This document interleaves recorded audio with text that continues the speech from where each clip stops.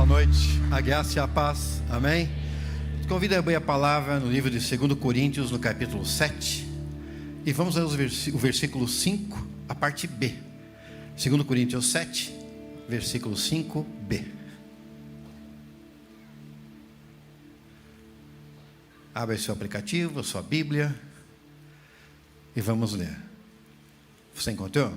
Diz assim: em tudo fomos atribulados, por fora combates, temores por dentro. Vamos ler todos juntos? Em tudo, por fora combates, temores por dentro. Amém? Diga assim: vencendo os complexos. Pode se sentar.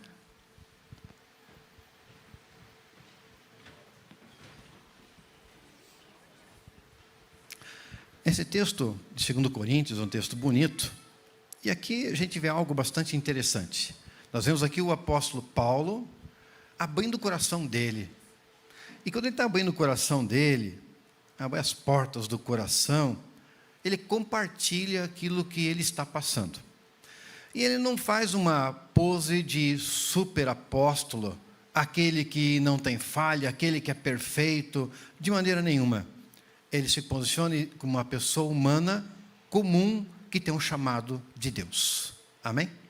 Então ele compartilha aqui, ele diz assim, eu tenho lutas externas.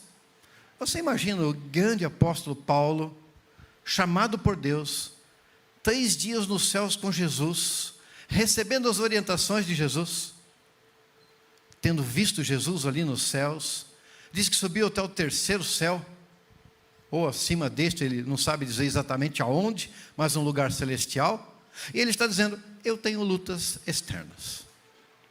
E mais do que isso, ele diz assim, eu tenho temores internos. Ele está dizendo que tinha alguma coisa dentro dele que fazia com que ele ficasse atemorizado. Ele não está dizendo, olha, eu tenho uma confiança extrema, absoluta. Está dizendo, não, eu tenho temor por dentro. Sabe que nós todos temos temores dentro de nós, e temos lutas externas. E quando ele está dizendo isso aqui, ele está nos colocando como pessoas iguais a ele, está nos colocando como pessoas humanas, assim como ele também é, e que passamos por coisas na vida, como ele também passou. Não é privilégio nosso, tampouco dele. Bem, Paulo aqui, ele está testemunhando isso tudo quando ele está na Macedônia. E você lembra que tem uma passagem que ele tem um sonho, e que um jovem macedônio aparece a ele e diz, passa para cá e ajuda-nos. Pois é, ele está lá na Macedônia fazendo a vontade de Deus. Deus o havia chamado e tinha colocado até um sonho no coração dele a respeito de ir para a Macedônia e realizar as atividades lá. Então ele estava no caminho de Deus, ele estava fazendo a vontade de Deus, mas ele precisou lutar arduamente para que aqueles problemas externos e aqueles temores internos não o vencessem, mas ele pudesse realizar a obra que Deus tinha através da vida dele. Amém?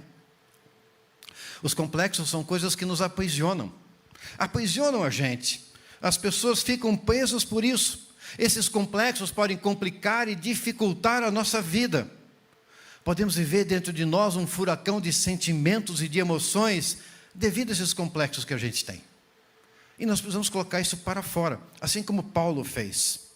Às vezes uma simples batalha que acontece externamente pode significar para você, na leitura daquele trauma, aquele complexo que você tem, como algo muito complicado. Alguns chegam a achar que não há mais solução para a sua vida. Alguns acreditam que tudo acabou por causa disso. Veja como essas questões para nós, pessoas humanas, é forte. Tem gente que chega a pensar que esse conflito, que essa situação interna é insuperável. E quanta gente sofre com essas questões. Como é que pode vir esses complexos, essas situações dentro de nós? Pode vir por causa de uma baixa autoestima, por exemplo. Uma pessoa que tem uma baixa autoestima, se considera pouco. Por quê? Talvez sofreu bullying. Pode ter sofrido bullying. Críticas excessivas na sua casa, no seu lar, no meio dos seus amigos, que fez com que essa pessoa fosse traumatizada e ficou marcada. Quem sabe um ambiente hostil onde estava inserida. Quem sabe não era um ambiente cristão, ou uma situação muito complexa, não sabemos da vida, cada um passa por cada situação. Pessoas que estão se sentindo oprimidas e que lutam para se levantar na vida. Amém? E eu quero traçar um paralelo dessa história que Paulo nos fala com a vida do povo de Israel. Aquele povo de Israel, eles foram chamados para sair do Egito, foram para o deserto, para entrar então na terra prometida, atravessando o Jordão. Mas veja que apenas Josué e Calebe conseguiram cruzar aquele Jordão, conseguiram entrar naquela terra prometida. Todos os demais daquele povo, inclusive Moisés, ficaram antes do rio Jordão. Não cruzaram o rio Jordão. Por que é que aqueles ficaram? Porque eles não foram capazes de vencer os complexos da sua vida. Não foram capazes de ter uma mudança de mente. Ao passo que Josué e Calebe tiveram. Foram aqueles que puderam sair do Egito, aquele lugar que significa sair de onde está, quando você aceita Jesus, entrar no deserto, ou aquele tempo de você ser santificado, transformado em mente renovada, para entrar então na terra prometida, um lugar que mana leite e mel, em que todos nós queremos estar todos os dias, amém? Esses dois puderam vencer isso nas suas vidas e entraram. A nossa jornada com Jesus é semelhante. Quando aceitamos Jesus, saímos do Egito. Entramos aí naquele deserto, aquele transpor, aquele deserto, que eu comparo aqui nessa palavra ao tempo que nós sermos santificados pelo Senhor. Temos mudança de mente. Tudo aquilo que é necessário ser transformado, daquela maneira que vivíamos no Egito, para agora como é a maneira do povo de Deus, para que usarmos aquele Jordão, então podemos entrar no lugar onde podemos desfrutar das promessas de Deus, das bênçãos dele sobre a nossa vida. Então vamos ver como vencer esses complexos na nossa vida? Porque se nós temos aqui Paulo passando por isso, se nós temos o povo de Israel passando por isso, como será que está você com os seus projetos de vida?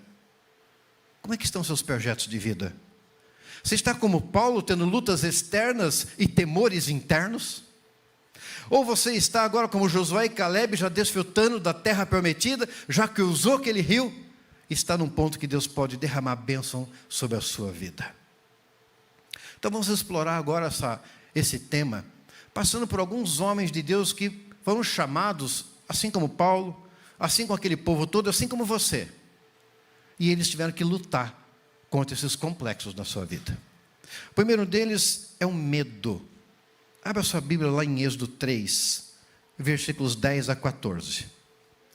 Êxodo 3, de 10 a 14.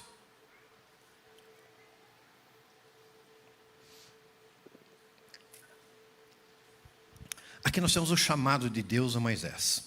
Agora venha, e eu enviarei a Faraó, para que você tire do Egito o meu povo, os filhos de Israel. Então Moisés perguntou a Deus: quem sou eu para ir a Faraó e tirar do Egito os filhos de Israel? E Deus respondeu: eu estarei com você, e este será o sinal de que eu o enviei. Depois que você tiver tirado o povo do Egito, vocês adorarão a Deus neste monte. E Moisés disse a Deus: eis que quando eu for falar com os filhos de Israel, lhes disser: o Deus dos seus pais me enviou a vocês. Eles vão perguntar: qual é o nome dele?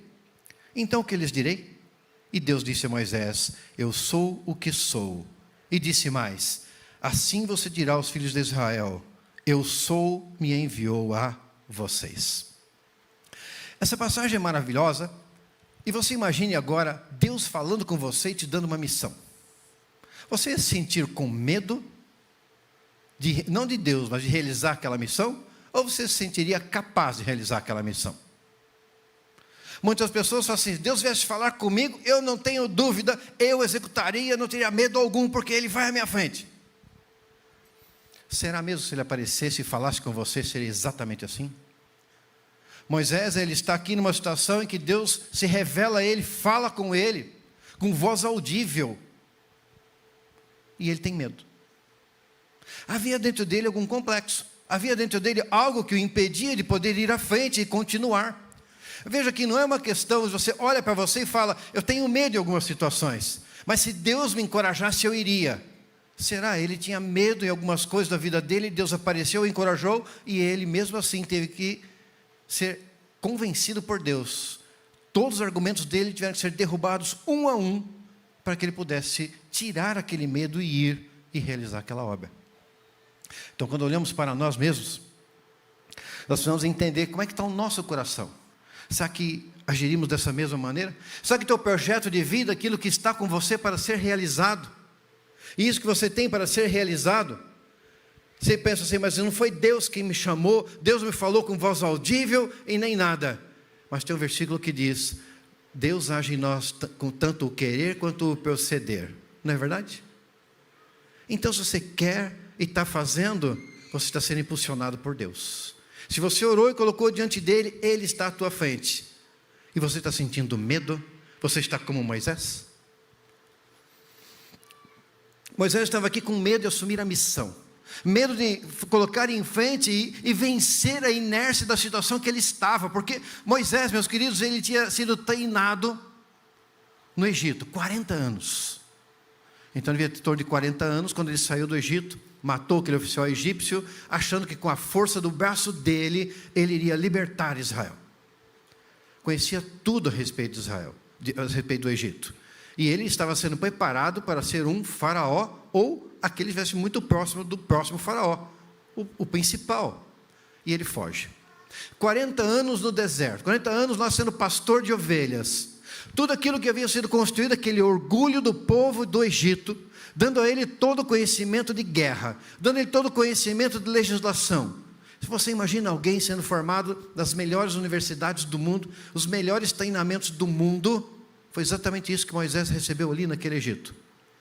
Então ele estava agora cheio de orgulho, ele estava cheio de autoconfiança. E quando ele vai para esse deserto, ele fica um tempo lá, 40 anos, para desconstruir apenas isso. Porque Deus queria usar todo o conhecimento e a potencialidade dele, mas de acordo com a sua vontade. A tal ponto, quando ele chega nesse momento e Deus fala com ele, ele já não se achava mais capaz de realizar.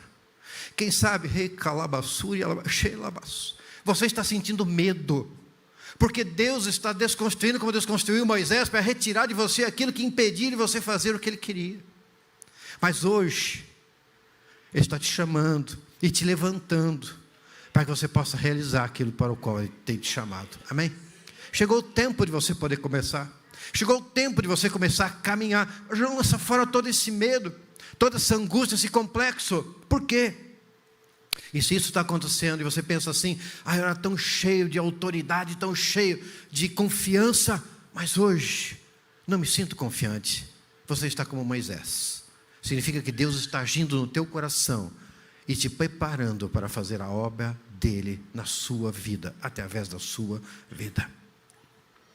Bem, Moisés pega e questiona a sua habilidade, fala, Deus, mas não sou eu, não sei nada. O que eu vou fazer lá? Como é que eu vou libertar esse povo? Faz 40 anos, imagina eu falando, né? 40 anos no deserto, 40 anos que eu não guerreio, eu já tenho agora novas técnicas, novas armas, e eu estou aqui ainda sabendo aquela coisa de 40 anos atrás, sou agora um dinossauro da guerra, e não sei o quê, e como é que eu vou fazer isso, Senhor? Deve ter dado algum argumento, só o que ele falou para Deus, né? Contextualizando para a nossa época aqui, mas ele começa a dar desculpas.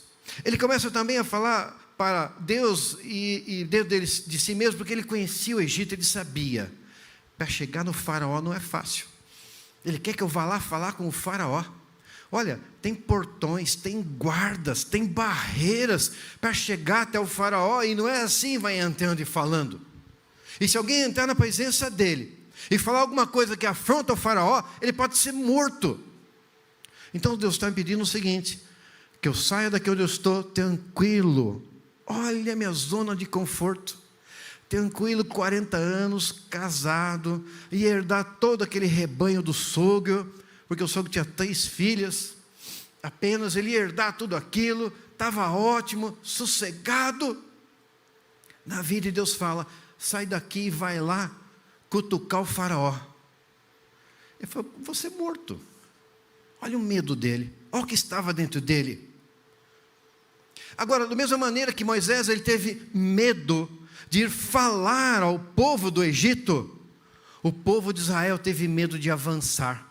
Quando nós pegamos a palavra e olhamos toda aquela peregrinação deles pelo deserto, a gente vê que o povo de Israel tinha medo de avançar. Chegava no lugar e parava, achava alguma alternativa para não caminhar, para falar contra os seus líderes e não caminhava. O povo de Israel tinha, portanto, medo de avançar. Moisés tinha medo de falar. Você tem medo do que hoje nos seus projetos de vida? O que tem te paralisado para que você não vá em frente e conquiste aquilo que Deus tem dado na sua vida? Mas Deus, quando ele olha para Moisés, o que ele diz? Deus dá uma garantia a Moisés dizendo: eu estou com você, Moisés. Eu vou junto com você, você não vai sozinho. Eu vou te dar tudo aquilo que você precisa para cumprir a missão. E ele começa a argumentar com Deus, vai colocando argumentação de todo tipo. E daí ele fala assim: mas será que vão acreditar na minha palavra? E Deus fala: o que você tem na mão aí, Moisés? Um cajado. Ele falou: joga no chão. Ele jogou, virou uma cobra. Ele ficou com medo. Mas veja como é que estava Moisés naquele dia? Com medo. E Deus falou: pega pela cauda. E ele pegou, se transformou novamente num cajado de pastor. Ele falou: agora coloca a sua mão dentro do casaco. Ele pôs a mão no casaco. Quando ele tira, está leprosa. Põe de volta. Ele põe. Quando ele tira, está normal. Fala: se não caírem no primeiro sinal, cairão no segundo sinal. Vai, eu estou te enviando. E assim ele vai. E ele acaba tendo sua argumentação toda sendo jogada por terra.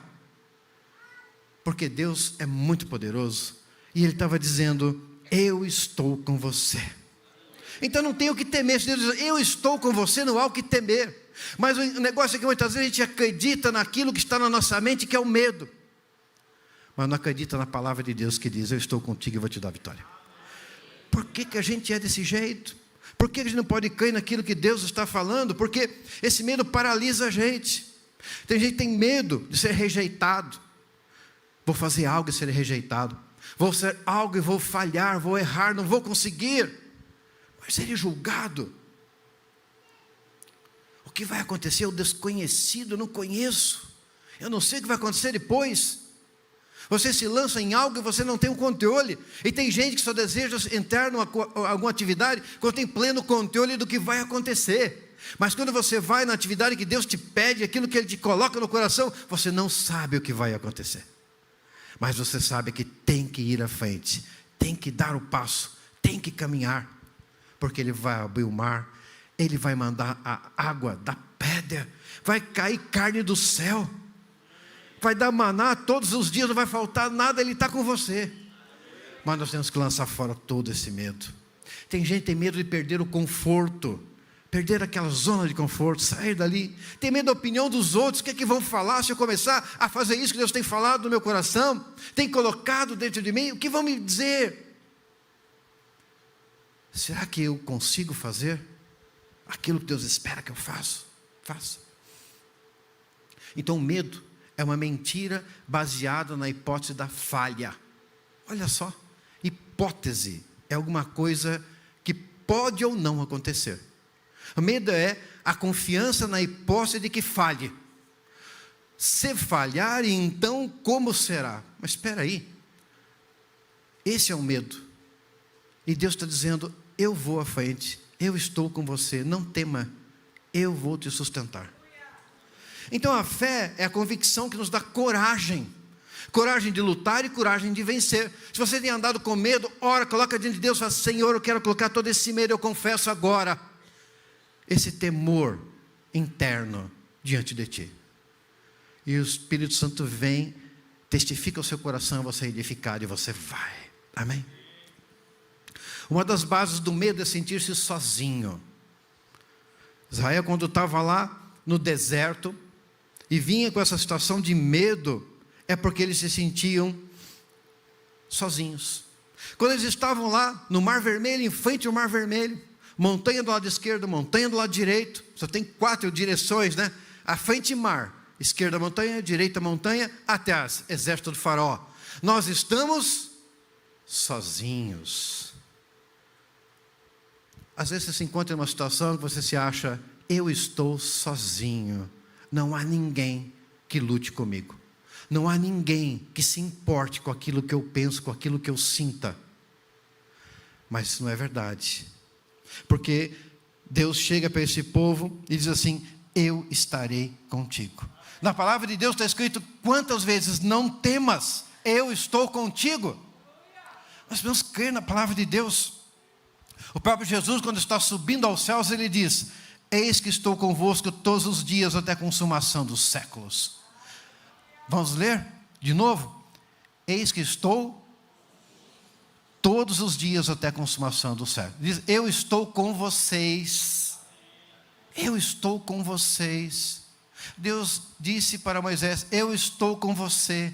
Jesus está dizendo, eu estou com vocês. Ele é o Deus soberano. E Ele está dizendo, eu estou com vocês. Temos que lançar fora esse medo. Para confiando em Deus, nós podemos jogar fora todo esse medo. Você tem andado com medo? Você não está sozinho. Deus está com você. Amém? O segundo ponto é inferioridade. Juízes 6, de 11 a 16. É bem a sua palavra. Juízes 6, 11.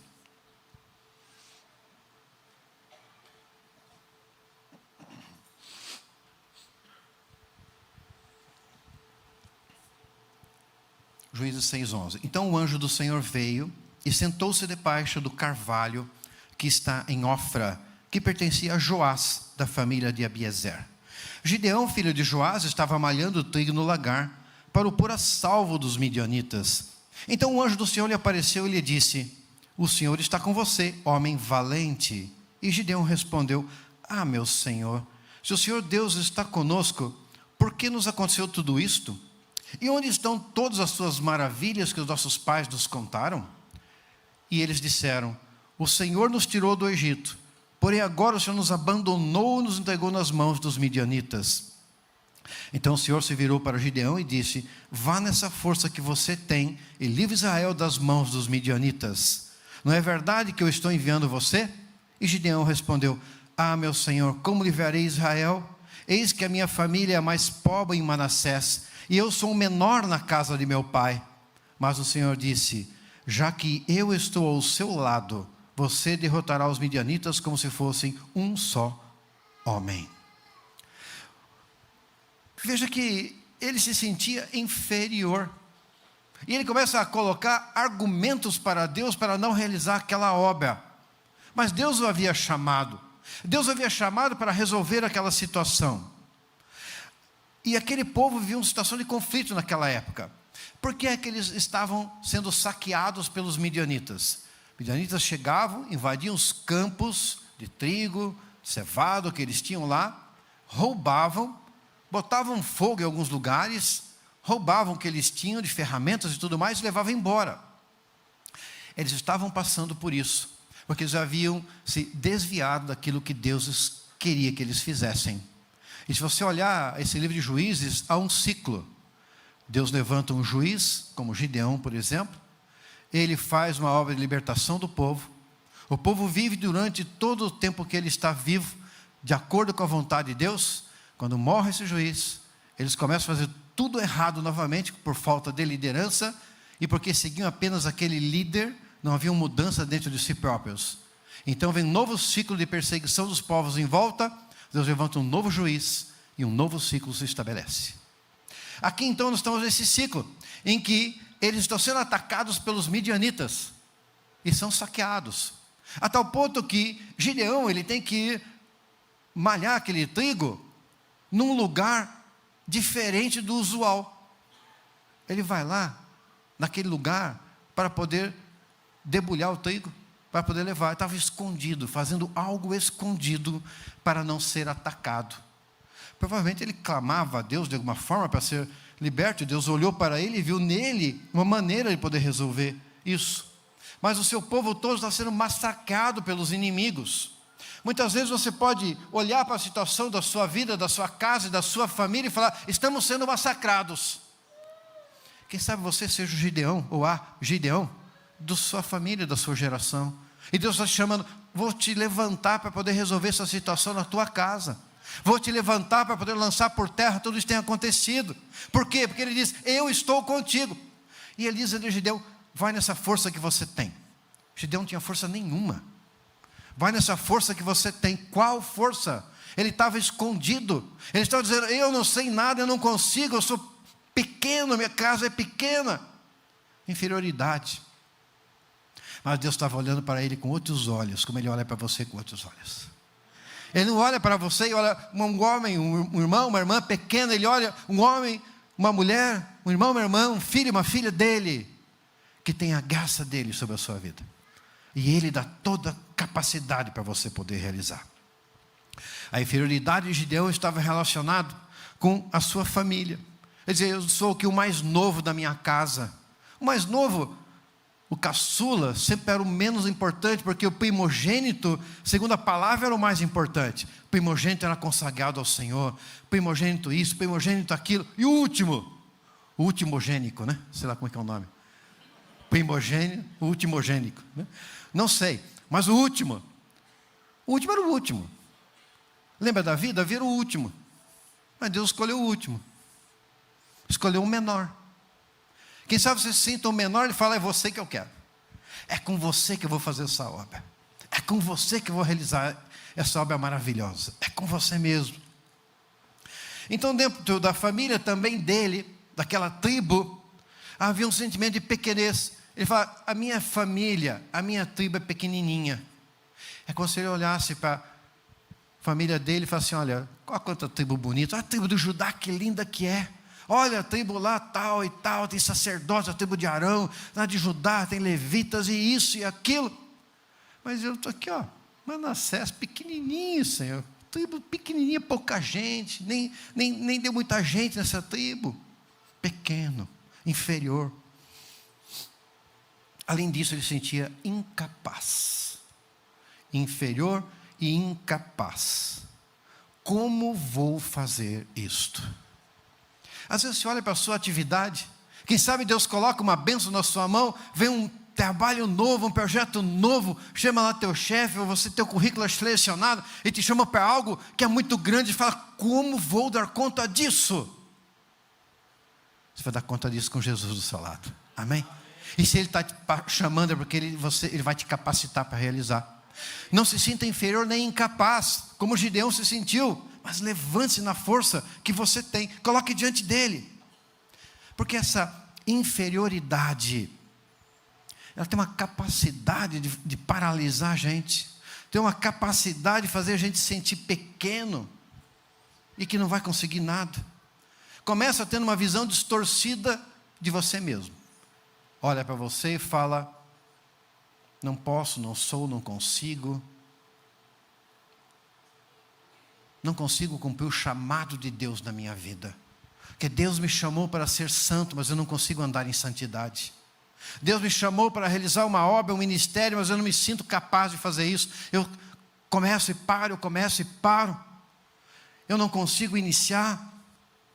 Minhas relações com as outras pessoas, eu não consigo levar a cabo, eu não consigo desenvolver o relacionamento com meu cônjuge, com meus filhos, meus pais, no ambiente de trabalho, porque essa incapacidade, a inferioridade, estão me perseguindo, pastor, estou sendo perseguido, muito perseguido, inferior, incapaz, perseguido. Às vezes isso aí acaba causando um problema na comunhão com Deus. Se são tão inferior e tão incapaz, Deus não vai falar com aquele que é inferior e com aquele que é incapaz. E pensa, não vou ouvir a voz de Deus. Deus não vai me chamar para fazer nada. Olha aquela pessoa ali, Deus vai falar com ela, vai usar a ela e não a mim. Não seja assim. Gideão estava ali exatamente com esta leitura. E Deus fala, não é desse jeito, Gideão, vai na tua força, nessa que você tem, que não era nenhuma. Porque Deus já estava olhando o que estava dentro do coração. Deus já estava olhando aquilo que era o potencial de Gideão, que é o teu potencial, de realizar aquilo que Ele colocou no seu coração, e de você ter vitória na sua vida. Quem tem esse sentimento de incapacidade, inferioridade, tem uma mente de escassez. Não tenho, não posso, não consigo, não terei, não vou conseguir guardar, não vou conseguir ter. Inferioridade. Israel, quando estava lá no deserto, foi a mesma coisa que Gideão. Gideão se sentiu incapaz. Israel também se sentiu. Sabe quem se sentiu incapaz e inferior? Lembra o caso daqueles 12 espias que vão para a terra prometida para poder fazer toda aquela inspeção da terra? Voltam 12. Josué e Caleb, fortes. Os outros 10 são muito grandes. A terra é boa, sim. O projeto é excelente.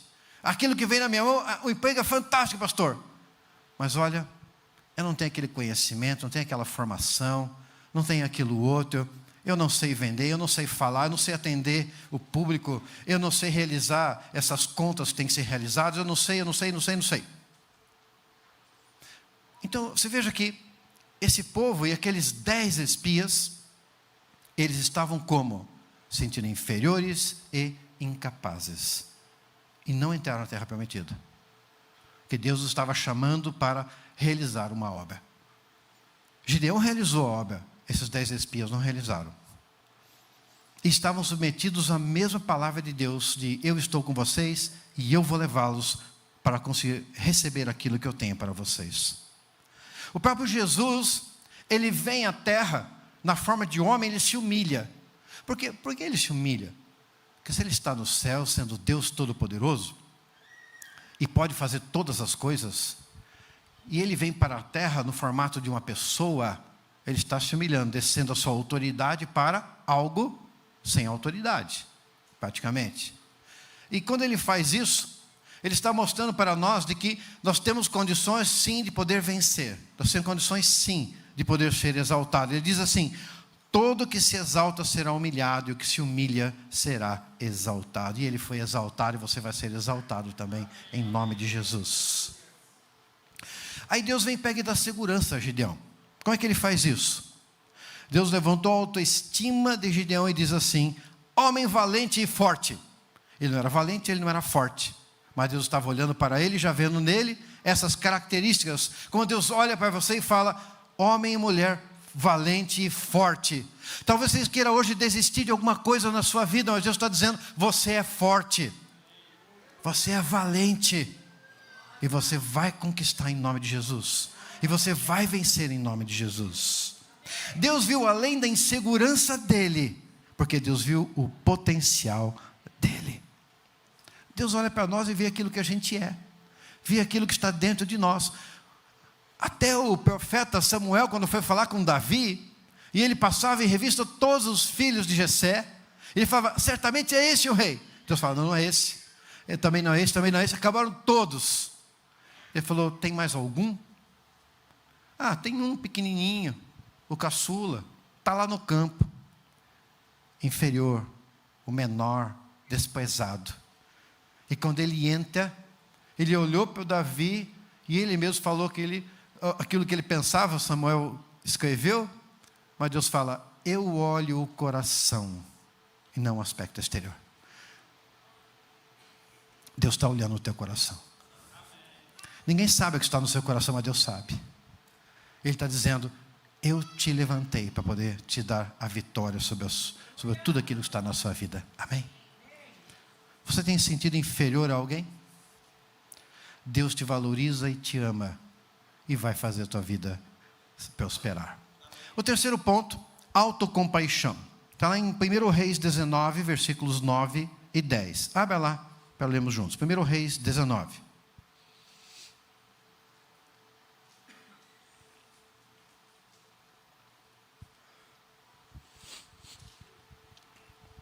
Diz assim: ali entrou numa caverna, onde passou a noite. E eis que a palavra do Senhor veio a ele e lhe disse: o que você está fazendo aqui, Elias? E ele respondeu: tenho sido muito zeloso pelo Senhor, Deus dos exércitos, porque os filhos de Israel deixaram a tua aliança, derrubaram os teus altares e mataram os teus profetas à espada. Só fiquei eu, e eles estão querendo tirar minha vida. Olha que Elias, que dramático, né? Só sobrou eu e quer me tirar a vida. Sabe aquela pessoa dramática? Elias estava ali dramatizando a vida dele. Dó de si mesmo, né? O grande profeta Elias, um dos mais usados por Deus, que fala: vai parar de chover, e para. Fala: vai chover e chove. Que pega e faz aquele altar todo lá, pede para jogar água para garantir, para deixar bem molhado, e fala: vem fogo do céu, e queimou tudo. Gente, ele estava agora tendo uma crise de dó dele mesmo. Dramático. Às vezes a gente é dramático na vida, não é não? A gente é, né? Pode falar, a gente é dramático de vez em quando, né? Se não é com os outros, é com você mesmo, né? Olha para você mesmo e fica dramatizando a sua vida, aquela situação, aquela questão toda, dá uma de Elias. Porque aqui ele fugiu de Jezabel, que ameaçou ele de morte. Gente, se estava ali 450 profetas de Baal, ele deu conta. Toda aquela situação ele deu conta. De repente a mulher fala: vou te matar. Ele fala: meu Deus do céu, eu vou morrer. Como assim? E o Deus Todo-Poderoso? Isso nos mostra que esses homens de Deus eram pessoas humanas como nós, e têm problemas como nós temos, mas nos ensina aqui o mover de Deus sobre a vida deles, e o amparo de Deus a eles, a maneira como Deus age também conosco. Elias se sentiu sozinho e desanimado. Muitas vezes nos sentimos sozinhos e desanimados. Tem horas que o desânimo chega na nossa vida por algum motivo qualquer, um acontecimento, às vezes uma perda, às vezes alguma pessoa que fala algo, às vezes algo que você faz que te leva a se culpar por aquilo que está acontecendo. Isso pode te levar a desânimo, pode te levar a se sentir só, às vezes só, até achando até que nem Deus está com você, sozinho mesmo, ninguém, nem Deus, é você contra o resto do mundo. É dramático demais, né? Mas é assim que ele estava se sentindo. E ele se lamentou a Deus a tal ponto que ele falou: Deus, tira a minha vida logo. Continuou o dramatismo, né? Tira a vida logo, Senhor. Tira a vida logo. Mas naquela caverna que ele vai, que Deus o envia àquela caverna, Deus pergunta 2 vezes a ele: o que você faz aqui, Elias? Por que está dentro dessa caverna, Elias? Querido, querida, por que você está dentro dessa caverna? O que você faz desse lugar emocional que você se colocou? O quê? No lugar profissional que você colocou, lugar ministerial que você se encontra. Por quê? Por que você está nesse lugar? É que Deus está perguntando para Elias e perguntando para nós hoje. E ele desabafa: eu estou aqui porque eu estou fugindo, estou me sentindo sozinho e desanimado. Eu estou aqui porque todos os outros profetas foram mortos, eu sou o último, não tem mais nenhum. Se mataram todos, vão matar a mim também, eu estou me protegendo para não morrer. Dramático do começo ao fim, né? Às vezes você pode pensar a mesma coisa: tanta coisa aconteceu à minha volta, eu sou o último, a última. Mas qual que foi essa fala aí cheia de autocompaixão, né? Que é a dó de si mesmo, de Elias? O que foi que Deus fez? Deus tratou a Elias. Deus não julgou a Elias, e Ele não te julga também, porque Ele sabe o que uma pessoa humana passa, Ele sabe como é que são os nossos sentimentos, Ele conhece. Então Ele tratou Elias, e sabe o que Ele fez? Desafiou Elias: Elias, sai desse lugar, Elias, eu tenho um ministério para você, eu tenho algo para você fazer, você agora vai ungir reis, você vai ungir profetas. Foi Eliseu em seguida, e Jeú, o rei. Sai dessa caverna, eu tenho algo para você fazer. Se você está enfiado numa caverna hoje, por algum motivo qualquer, por algo que aconteceu na sua vida, saia dessa caverna. Deus tem algo para você fazer. E é algo importante, porque Ele nunca nos chama para algo insignificante, mas sempre algo de muito valor para nós fazermos. Você tem algo de valor para fazer, saia desse lugar e receba a unção de Deus sobre a sua vida. Porque essa autocompaixão, que é a pena de si mesmo, pode atrapalhar a gente. A gente começa a focar na nossa fraqueza, na nossa falha. Meu defeito é esse. Então não vai dar. Poxa, mas eu errei aqui, ali. Então não vai dar. Eu sou um menor, eu não estudei, eu não tenho faculdade. Eu não tenho isso. Eu fiz a faculdade, mas não tenho experiência. Eu tenho experiência, mas não tenho aquilo. Sempre alguma coisa falta para a vítima. E a gente às vezes se coloca na posição de vítima, significa: eu não quero ter a responsabilidade sobre isso e transfiro para alguém. Esse alguém não é você, mas a sua vida é responsabilidade sua e Deus te deu. E Ele está junto com você para você ter vitória na sua vida. Portanto, saia dessa sensação de pena de si mesmo. Talvez a sua relação com Deus também seja assim uma relação dramática, chorosa, como a de Elias.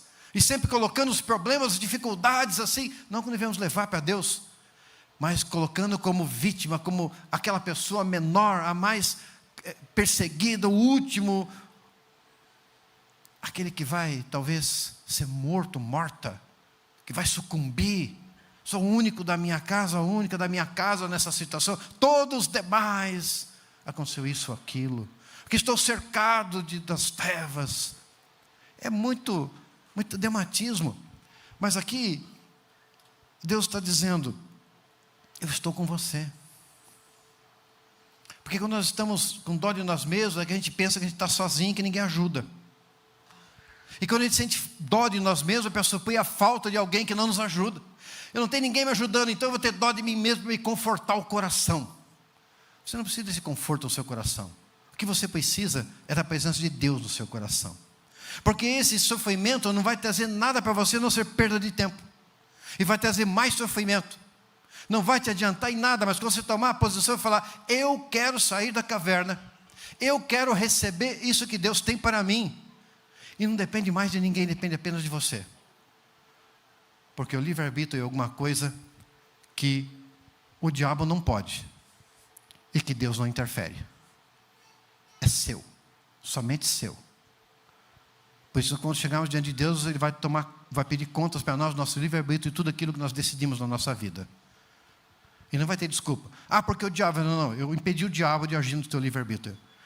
Não, mas porque Deus... Não, eu deliberadamente te dei toda a autonomia e toda a liberdade para você decidir exatamente o que você queria. E Ele está dizendo hoje, sai da caverna. Realiza a obra. Faz o que está nas tuas mãos. Mas o governo, mas não sei. Acabe era o governante da época. E Deus falou, vai e faz o que eu tenho que fazer. Esquece que está aí fora. O Deus Todo-Poderoso está com você. Vai nessa força. Elias se sentiu só e abandonado. E o povo de Israel se sentiu desamparado no deserto. Mas como se lamentava no deserto. Meu Deus do céu. Porque no Egito nós tínhamos carne para comer. Lembra das cebolas que tinha no Egito? Que gostoso que era. Mas você, Moisés, nos trouxe neste lugar para morrer aqui, sem comida, sem nada. É muito drama. Ao invés de chegarem diante de Deus e falar, Deus, supre, o Senhor nos tirou de lá, nos abençoa. E eles importunam tanto a Deus e a Moisés, que Deus fala para Moisés, Moisés, amanhã a essa hora eles vão comer tanta carne, vai chegar a sair pelo nariz, tanta carne. E daí veio o quê? Deus age de um jeito na natureza, né? Veio um vento oriental, diz a palavra, que enviou um monte de codornizes, caiu lá no campo, e eles comeram, se fartaram, e alguns passaram mal, porque quando você não come muito tempo alguma coisa, você senta naquele lugar que é, come quanto aguenta, você sai rolando, né? Foi exatamente assim que eles saíram daquele banquete celestial, rolando. Mas qual que era o motivo disso? Eles estavam tendo dó de si mesmos, estamos desamparados, não tem nada aqui nesse deserto, é só areia. Se lamentando. Nós tínhamos panelas de carne, e agora não temos nada. Tinha cebolas, não tem mais nada. Quem gosta de um temperinho, é cebola, um alho, alguma coisa, e agora não tem. Mas e você? Elias estava naquela situação. O povo de Israel falando assim, e você o que tem falado? O que você tem se posicionado diante de Deus? De que maneira? Qual tem sido a tua oração diante dEle, a tua súplica diante dEle? Se colocando na posição de vítima, autocompaixão, ou naquela posição de dizer, Senhor, abre o mar para me passar. Manda a carne que vem dos céus, que Moisés fez exatamente isso, né? E assim houve o derramar de Deus sobre aquele povo. Veja que Deus não repreendeu Elias, portanto, mas o confortou e o fortaleceu. E disse, você não está sozinho, Elias. Hoje Deus está te confortando e te animando. Não tenha medo de ir à presença dEle e falar aquilo que está no teu coração. Como Ele não repreendeu Elias nem o povo de Israel, mas deu a eles aquilo que era necessário e falou que estava junto, Ele também não te repreende nessa noite, mas Ele te conforta e te fortalece, para que você possa caminhar, sair dessa caverna. 2 Timóteo 1,7 diz: porque Deus não nos tem dado espírito de covardia, mas de poder, de amor e de moderação. Vê, se Deus não dá espírito de covardia, dá um espírito de coragem. Deus dá um espírito de coragem. Então seja corajoso, corajosa, saia dessa situação, dá o primeiro passo e as coisas seguirão a sua vida. O que vai acontecer quando eu der o primeiro passo? Eu não sei, mas é bênção, porque Deus está contigo. Segunda vez Deus me lembra desse episódio, eu vou falar. Eu estava, pela última empresa que eu trabalhei, eu fui para o Rio de Janeiro. A empresa tinha adquirido uma empresa no Rio de Janeiro. E eu fui lá para dirigir aquela empresa que havia sido adquirida. E quando eu chego lá, tudo novo para mim. Tudo novo, não tinha passado por isso antes. E eu estou lá realizando as atividades, e um dia eu estava muito angustiado e pensando em todas as coisas, e sentindo algo que eu nunca tinha sentido dentro de mim. E eu saio da sala, vou para um outro lugar. Tinha uma lanchonete, um lugar próximo ali. Eu fui naquele lugar, eu sabia, era de tarde, eu sabia que tinha um espaço meio tranquilo aquele lugar. Fui naquela mesa tranquila, pedi lá alguma coisinha para beber e comer, sentei ali e comecei a orar. E quando eu comecei a orar, eu falei: Senhor, que sentimento é esse que eu estou sentindo? E Deus falou assim: é o sentimento do desconhecido. Você não sabe o que vai acontecer, mas eu estou contigo. Querido, a nossa vida é não saber o que vai acontecer amanhã, mas Deus está com você. Amém? Então caia nessa palavra que Ele está com você. Você tem tido pena de si mesmo? Levante-se, tome uma atitude de servo de Deus e você será abençoado. E o quarto e último ponto é discriminação. Abra lá em Jeremias 1, versículo 4.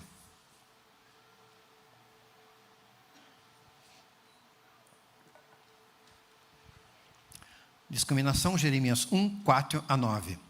A palavra do Senhor veio a mim dizendo: antes de formá-lo no ventre materno eu já o conhecia. E antes de você nascer eu o consagrei e constituí profeta às nações. Então eu disse: Senhor Deus, eis que eu não sei falar, porque não passo de uma criança. Mas o Senhor me disse: não diga, não passo de uma criança, porque a todos a quem eu o enviar você irá. E tudo que eu lhe ordenar você falará. Não tenha medo de ninguém, porque eu estou com você para livrá-lo, diz o Senhor. Depois o Senhor estendeu a mão e tocou na minha boca, e o Senhor me disse: eis que ponho as minhas palavras na sua boca. Jeremias, diz aos historiadores, que ele tinha em torno de 14 a 15 anos quando ele foi chamado por Deus. Imagine-se agora com 14 a 15 anos como você era. Talvez tenha alguns aqui que ainda não tenham 14 a 15 anos. Alguns estão nessa faixa de idade. E outros como eu já passaram faz alguns dias, né? Os cabelos brancos já denunciam, né? Então, mas ele tinha 14 a 15 anos. Por isso que ele fala: eu sou uma criança. Como é que é uma criança? Ele ainda não sabe o que fazer. Aquela criança, Jeremias, devia olhar para todos os adultos e falar: Senhor, por que você não chama um adulto daquele ali? Olha como são adultos que sabem o que fazer. Adultos que estão aí na liderança, fazendo as coisas, sabem como falar, sabem como agir, tem estudo, tem conhecimento. Olha, eu aqui sou uma criança, ainda não estudei, não fiz isso, não fiz aquilo. Discriminado, sentindo pequeno. Ele achou que não seria aceito. Você imagina, Jeremias com 14 a 15 anos, chega no meio lá do templo. Imagina, chega aqui um Jeremias, você: pastor, dá licença, sobe no púlpito e começa a profetizar.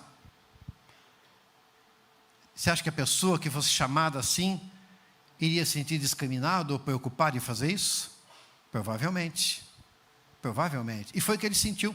Que ele imaginou: agora eu vou entrar lá no templo e vou chegar lá no meio dos sacerdotes, no meio de todos os profetas, vou dizer: Deus me chamou de profeta, e aqui é o seguinte, é isso, assim. E Deus não deu um ministério a Jeremias, foi um ministério muito forte, de falar para Israel tudo o que estavam fazendo de errado. Era uma palavra fortíssima que Deus estava dando para Jeremias. Então você imagina, um garoto chegar lá e falar isso tudo para o povo. Talvez eles ficassem sem aceitar. Por outro lado, a sociedade judaica também era muito seletiva. Para o judeu, em torno de 30 anos para a pessoa ser considerada adulta. Tem 13, 14 anos, faz o bar baracal, né? Bar mitzvah, daquela pessoa, que é o filho da lei. Mas ele é considerado, naquela época, considerado com muita idade. Não era com pouca idade. E para ser considerado, então, de maior, tinha que ter idade e ter feito alguma coisa considerável. Então, podia ser aceito para alguma atividade. Não era o caso dele. Crianças e jovens não eram nem contados como sendo parte do povo. Contavam adultos. Crianças e jovens não eram contados. Então, ele era discriminado com aquela idade que ele tinha. É por isso que ele se sente assim. A sociedade estipula padrões que muitas vezes nós queremos seguir e achamos que isso é que é verdade para nós. Não é? Por exemplo, crianças, se não ganharem o brinquedo novo no Natal, no dia das crianças, isso ou aquilo, são discriminadas, talvez no colégio, recebem um bullying, alguma coisa, não é? Jovens, se não tiverem acesso à tecnologia hoje em dia, vai falar, você está atrasado, você não sabe, você não conhece, não é assim? Olha como a sociedade ela é discriminatória em geral. As mulheres devem estar na moda, manter-se em forma. Isso é o que a mídia fala, isso que todo mundo fala. Os homens, você tem que ter o melhor emprego, o carro do ano. Ah, então você é o cara. Não é? Não tem discriminação? Isso é uma discriminação. Se você não estiver dentro daquele modelo, você faz, será que eu? Mas eu isso, mas eu aquilo, Senhor, e o que acontece na minha vida, assim, assim, assim. Então Jeremias se sentiu muito jovem e despreparado. O povo de Israel, quando estava lá naquele deserto, ele se sentia discriminado e inadequado. O povo de Israel, naquele lugar do deserto, ele falava, mas será que Deus nos chamou? Por que estamos passando por isso dessa forma? Queremos alguma coisa diferente. Deus falava, olha, eu vou ser Deus e rei dessa nação. Não vai ter presidente, não vai ter rei, não vai ter nada, eu vou ser o rei. Eles não entendiam isso. Se sentiam discriminados, diferentes daqueles outros reinos que tinham um rei. Diferentes daqueles reinos que tinham um Deus de madeira, um Deus de metal. Se sentiam discriminados. Mas no fato, eles estavam com Deus Todo-Poderoso junto deles. Você está com Deus Todo-Poderoso junto de você, por que se sente discriminado, discriminada? Por que se sente menor? Mas Deus não aceitou as desculpas de Jeremias. E falou, antes que você nascesse, eu te escolhi. Te escolhi no ventre da sua mãe. Olha que palavra linda. E é para você essa palavra, Deus está dizendo, eu te escolhi no ventre da sua mãe. Para você realizar algo. Pode ser algo na igreja? Pode. Pode ser um ministério da igreja? Sim. Pode ser alguma coisa na tua família para poder trazer luz à sua família? Pode. Pode ser para você dar uma palavra de vida a alguém que necessita receber uma palavra de vida e ser transformada? Sim. Pode ser você realizar algo que fique, mesmo depois que você vá para a eternidade, e que fique marcado aqui nesse mundo? Sim. Pode ser você criar os teus filhos e manter a sua casa em submissão a Deus? Sim. Pode ser você ter uma vida santificada na presença de Deus? Também sim. Ele tem um propósito na sua vida e Ele te chamou. Receba esse propósito na sua vida. Porque Deus não aceitou desculpa nenhuma de Jeremias. Nenhuma. Ele falou, eu te escolhi, Jeremias. Onde você vai no lugar que eu mandar você ir. Você vai falar o que te pedir para falar. E não tenha medo. Nada vai te acontecer. Deus está dizendo, eu te escolhi, te chamei para realizar o que tem para ser feito. E Ele tem colocado no seu coração, tanto o querer quanto o proceder. Não tenha medo. Simplesmente faça. Deixa o sonho de Deus se realizar na sua vida. Romanos 2,11 diz assim, porque para com Deus não há acepção de pessoas. Não há acepção de pessoas. Você é especial para Deus. Você está se sentindo discriminado ou discriminada? Deus te aceita como você é e te transforma. Amém? Finalizando, concluindo, os complexos podem sim ser vencidos. O povo de Deus não é isento de lutas exteriores e nem de temores ou lutas interiores. Paulo, os profetas, o povo de Israel, você, nós todos. Mas esses exemplos que nós demos nessa noite, nessa tarde, reflete aquilo que nós podemos passar na nossa vida. E temos que aprender com eles e tudo que eles passaram. Porque alguns passaram e não foram bem sucedidos, como todo Israel praticamente. Sobrou 2, daqueles 2 milhões de pessoas, sobraram 2. Temos 7 bilhões de pessoas no planeta. Que nós aqui sejamos aquela porcentagem equivalente a Josué e Caleb, amém? Todos Josués e Calebes aqui, tá? Que ninguém se sinta excluído, mas incluído naquilo que Deus tem para nós. E quando olhamos essas questões deles e aplicamos para a nossa vida, nós entendemos o quê? Nós podemos sim superar medos, podemos superar a inferioridade, a autocompaixão e a discriminação, ou qualquer outro complexo que você possa ter na sua vida. Assim como Deus esteve com eles, Ele está com você, está conosco hoje. Você imagina uma lagarta, se ela imaginasse que ela fosse ser para sempre feia e rastejar a vida toda, o que seria dela? Ela não ia preparar o casulo para se tornar uma linda borboleta, não é verdade? Não ia. Então, vamos deixar o remédio do médico dos médicos, o bálsamo de Gileade, ser derramado sobre a nossa vida. Vamos colocar em pé?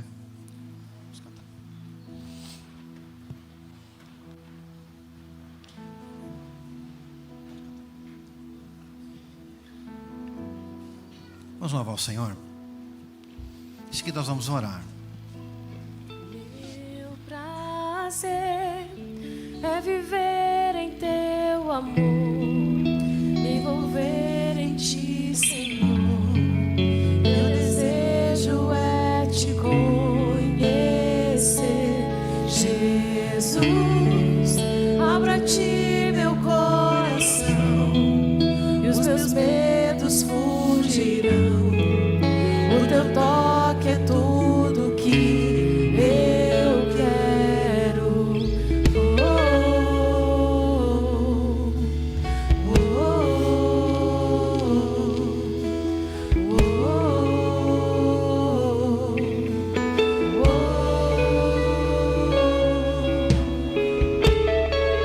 És o fogo do dia e da noite a brisa,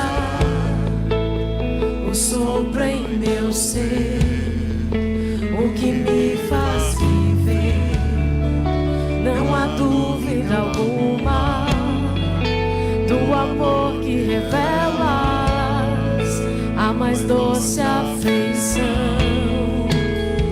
Deus, meu coração quer mais de ti, faz algo novo em mim. Entrego a ti. Meu prazer é viver em teu amor, me envolver em ti, Senhor. Meu desejo é te conhecer, Jesus. Abra a ti meu coração, os meus medos fugirão. O teu toque é tudo que eu quero.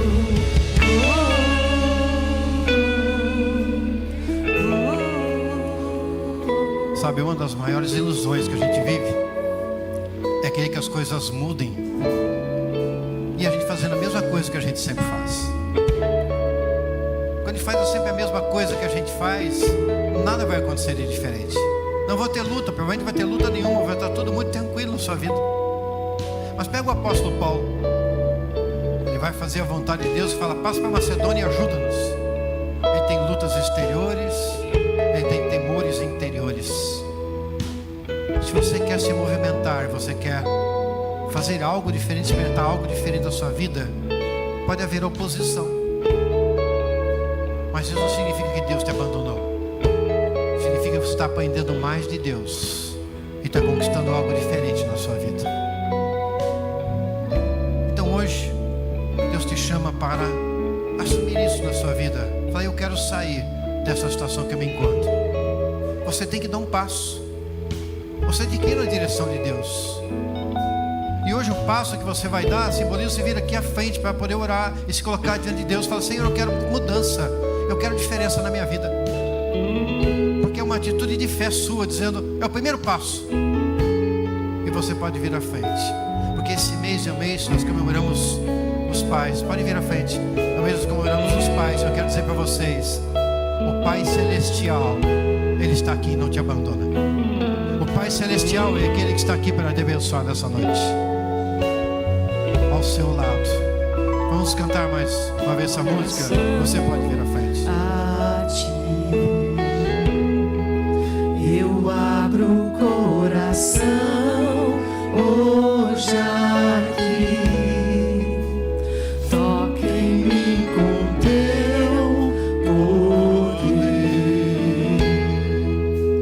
Faz em mim, Senhor, teu querer.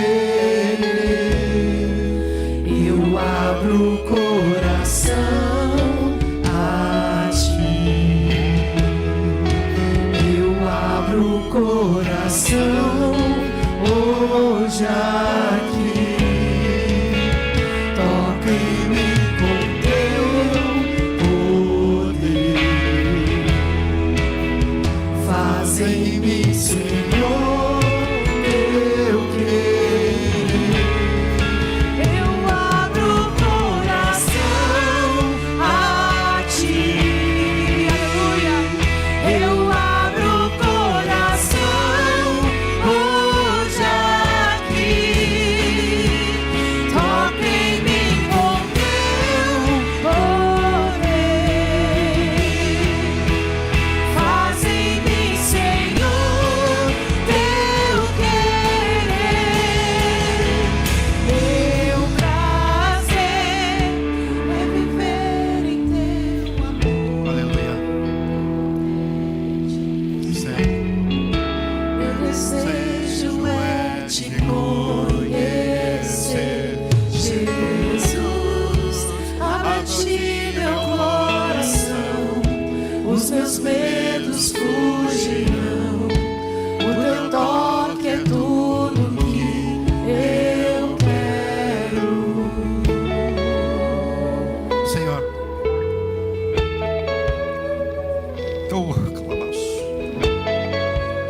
o teu toque é o que nós queremos, Senhor. A tua presença é o que nós clamamos nessa noite, Jesus.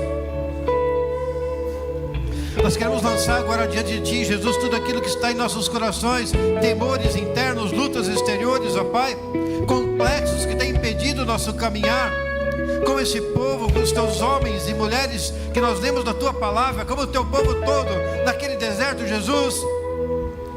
Queremos te pedir perdão, Senhor, por todas as vezes que nós andamos de maneira que achamos que estar com medo e sozinhos, de que o Senhor não estava conosco, Pai, e nós estávamos sentindo inferiores a todas as pessoas,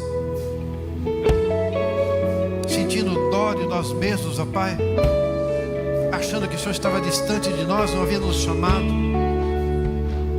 sentindo discriminados, ó Pai, por todos os acontecimentos da vida, pelos aquilo que aconteceu na nossa casa, na nossa infância, no meio, no ser da nossa família, no nosso trabalho, ministério, onde estivermos inseridos, Senhor. Nós queremos colocar agora diante de Ti os nossos sentimentos, os nossos dramas, nossas dificuldades, os nossos complexos, Senhor.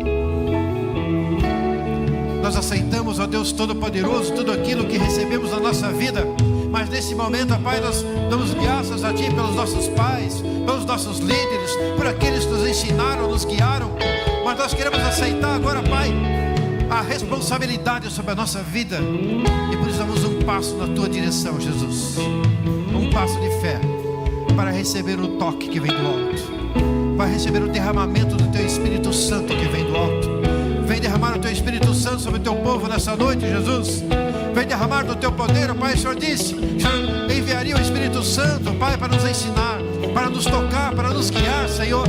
Por isso vem derramar o Teu Espírito Santo agora. Eu quero impartir, ó Pai, o Espírito Santo sobre o Teu povo agora. Aquela mesma unção que o Senhor derramou sobre a minha vida, aquele dia, derrama agora. Sheila, Bassuri, ela vai sobre o Teu povo agora, Jesus. Para receberem a Tua presença e o Teu toque, Senhor. Para saírem daqui fortalecidos. Nós queremos lançar fora agora todo medo, Jesus. Nós queremos lançar fora agora, Pai, todo sentimento de inferioridade, Jesus. Nós queremos lançar fora agora, Pai, tudo aquilo, Pai, autocomiseração, aquela dó de nós mesmos, Senhor.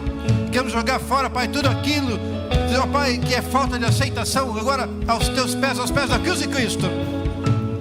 E declaramos hoje vitória sobre a nossa vida. Nós queremos sair dessa caverna agora, Senhor, e receber de Ti o Teu chamado. Derrama agora o Teu chamado sobre o Teu povo agora, Jesus. E Tua palavra de confirmação sobre eles, sobre aquilo que o Senhor tem para cada um, realizando a Tua obra poderosa de transformação, Jesus. Nós te damos graças, ó Pai, pelo Teu mover nessa noite. E que essa data seja escrita nos Teus livros. O Senhor tem muitos livros, Senhor. Escreve nesses livros agora, este dia, hoje, 20 de agosto de 2023, o dia da transformação dessas vidas que estão aqui, Senhor. Anota o nome de cada um deles agora com os Teus anjos, escrivões, anotando agora, Senhor. E escreve aí a bênção, escreve aí o chamado e o mover sobre essas vidas, Senhor. Nós te agradecemos em nome de Cristo Jesus.